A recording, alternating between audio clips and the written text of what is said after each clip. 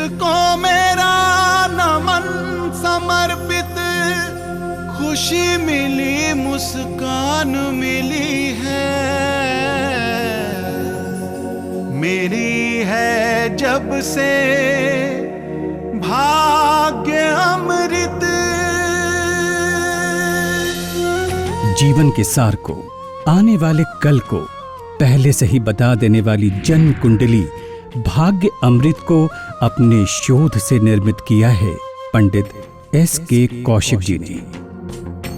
इसके पीछे इनका एकमात्र उद्देश्य था मुश्किल में फंसे उन लोगों का विश्वास कायम रखना जिन्हें ज्योतिष में विश्वास है। वो लोग जो बड़ी उम्मीदें लेकर ज्योतिष में अपनी तकलीफों के हल तलाशने आते हैं। जब भी आप किसी ग्रह का उपाय करते हैं तो उसके लिए बहुत जरूरी है कि ग्रह के जो अपने खुद के नक्षत्र हैं या उस ग्रह की जो तिथियां हैं उन्हीं में आप उपाय करें। इसके अलावा आप कोई भी उपाय किसी भी दिन या किसी दूसरे नक्षत्र में या दूसरी तिथि में करते हैं तो इस चीज़ का आपको कोई भी लाभ नहीं होने वाला। जो समस्याएं आपके जीवन में हैं वो यूं की यूं आपके जीवन में बनी रहेंगी।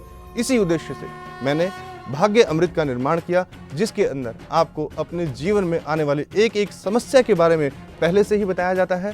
साथ ही आपको ये भी बताया जाता है कि आपका जो उपाय करने का सही तरीका है वो क्या है और जो आप उपाय करते हैं उसको आपको किस दिन करना है, ताकि जो आपकी समस्या जीवन में बनी हुई है, जो वर्षों से आपको परेशान कर रही है, वो अब जड़ से खत्म हो जाए।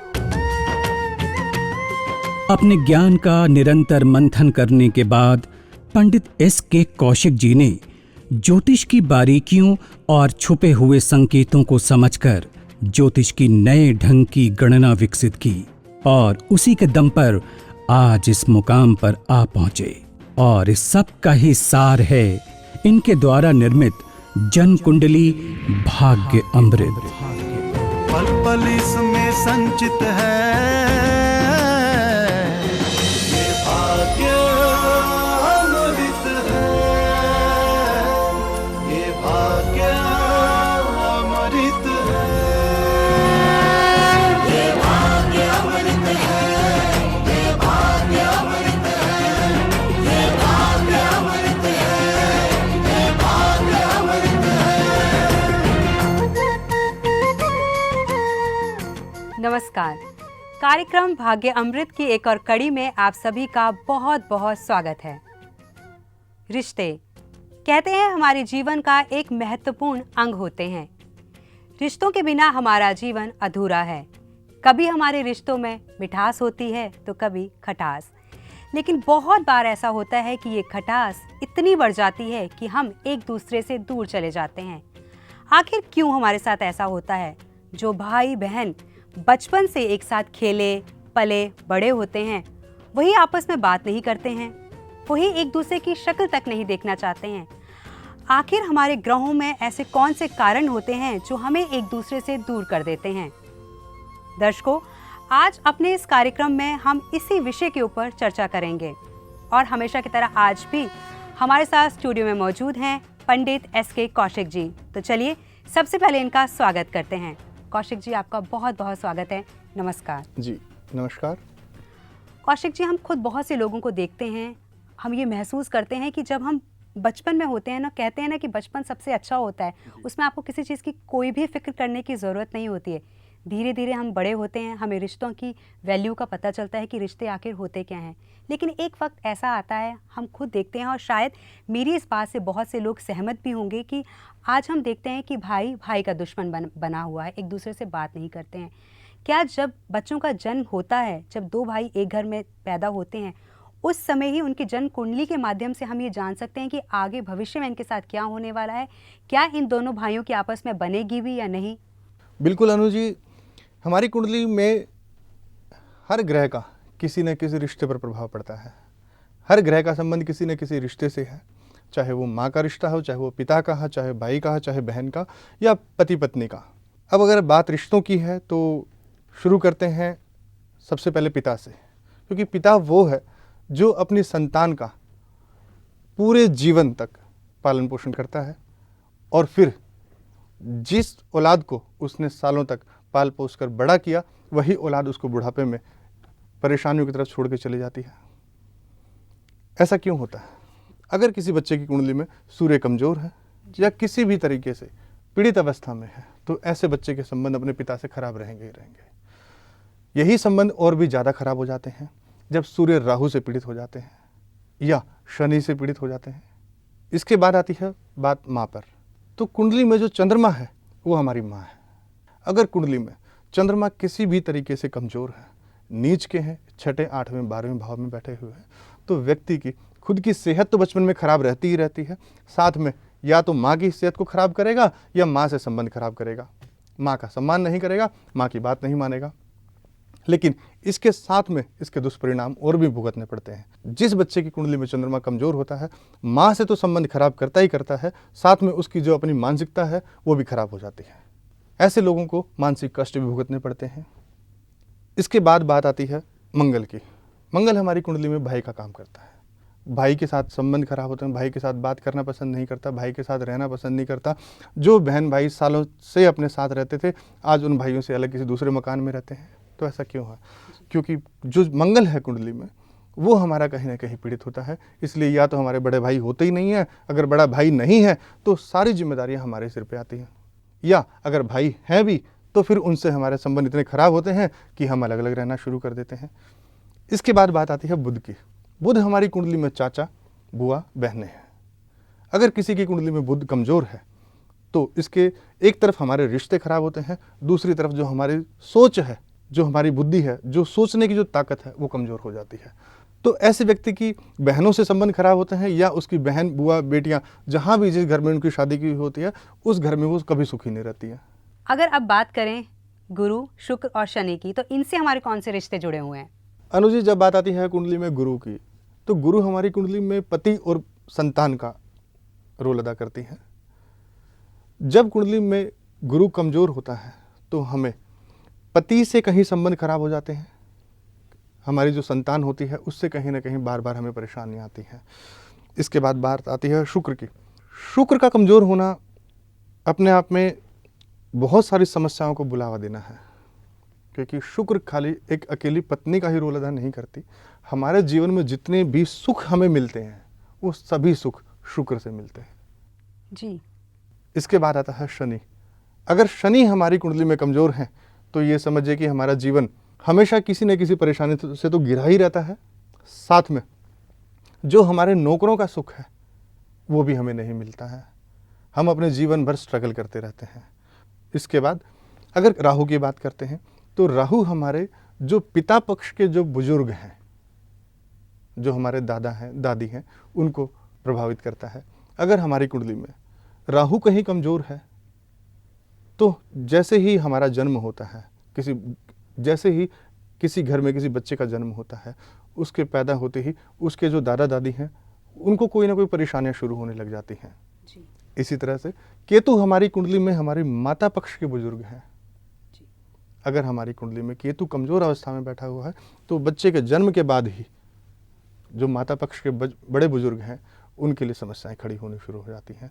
तो इस तरह से हर एक ग्रह का किसी न किसी रिश्ते के साथ जुड़ाव है, और कुंडली में जो ग्रह खराब होता है हमारा वो रिश्ता भी कमज़ोर होता है। तो कौशिक जी, इसका मतलब ये है कि हमारे जो ग्रह हैं, हमारे जो ग्रहों की स्थिति है, अगर हम उन्हें मजबूत करना चाहते हैं, उन्हें ताकतवर करना चाहते हैं, तो बहुत ज़्यादा ज़रूरी है कि सबसे पहले हम अपने रिश्तों को संभाल के रखें, अपने रिश्तों में मिठास लाएं, उन्हें प्यार करें। जिस तरह से हमारा हर ग्रह हमारे जीवन में किसी न किसी रिश्ते से जुड़ा हुआ है, अगर हमारी कुंडली में कोई ग्रह कमज़ोर भी है और हम उस ग्रह को मजबूत करना चाहते हैं तो उसके रिश्ते को संवारना शुरू कर लें, सुधारना शुरू कर लें, तो हमारा जो ग्रह है वो अपने आप ही ताकतवर होना शुरू हो जाएगा। तो यहाँ मुझे लगता है कि आप भी बहुत अच्छी तरह से समझ गए होंगे कि आपके जीवन में जो ये परेशानियाँ चली आ रही हैं, कुछ परेशानियाँ ऐसी हैं जो आपके रिश्तों से जुड़ी हुई हैं। अगर आप अपने रिश्तों में सुधार लाते हैं, अपने रिश्तों में प्यार लाते हैं, तो आपके जीवन की ये जो परेशानियाँ हैं बहुत कम हो जाएंगी। और हमें लगता है, और मुझे लगता है कि आप भी ये महसूस करेंगे कि उस समय आपके चेहरे पर एक प्यारी सी मुस्कुराहट आएगी, क्योंकि कहते हैं ना कि मुस्कुराता हुआ चेहरा हर किसी को अच्छा लगता है। तो इसी मुस्कुराहट के साथ मैं लेती हूँ एक छोटा सा ब्रेक।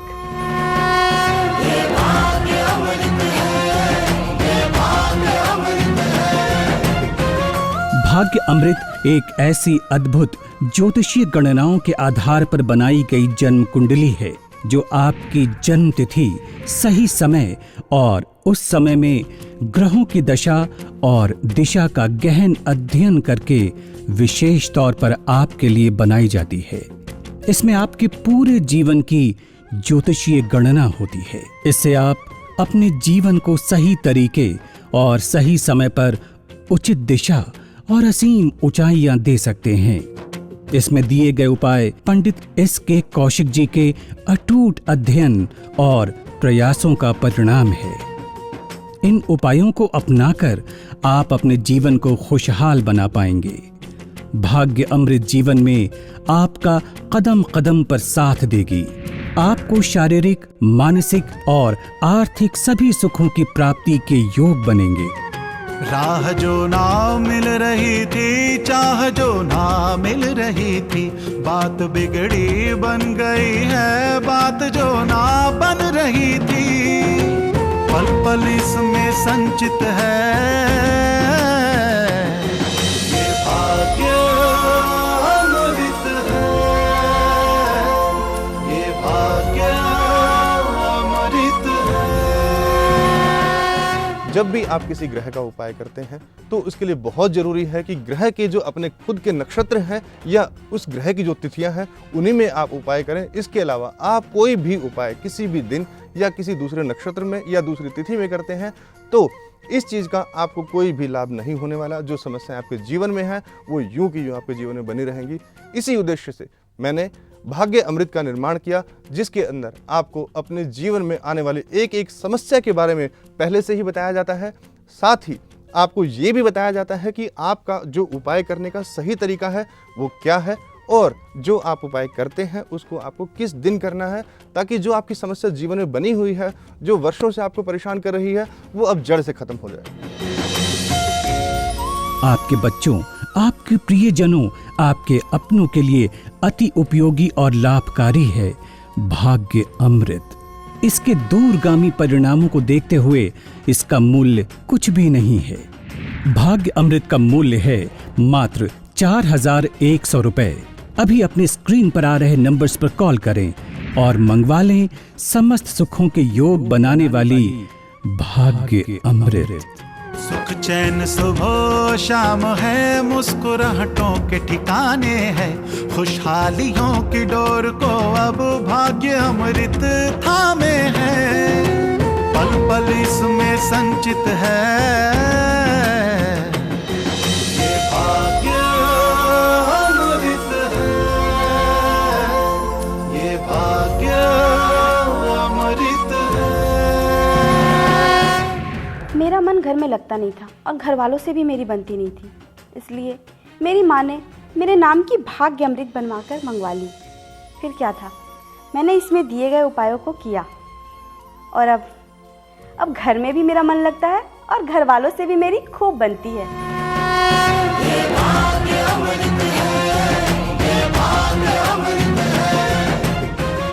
इस छोटे से ब्रेक के बाद आप सभी का स्वागत है।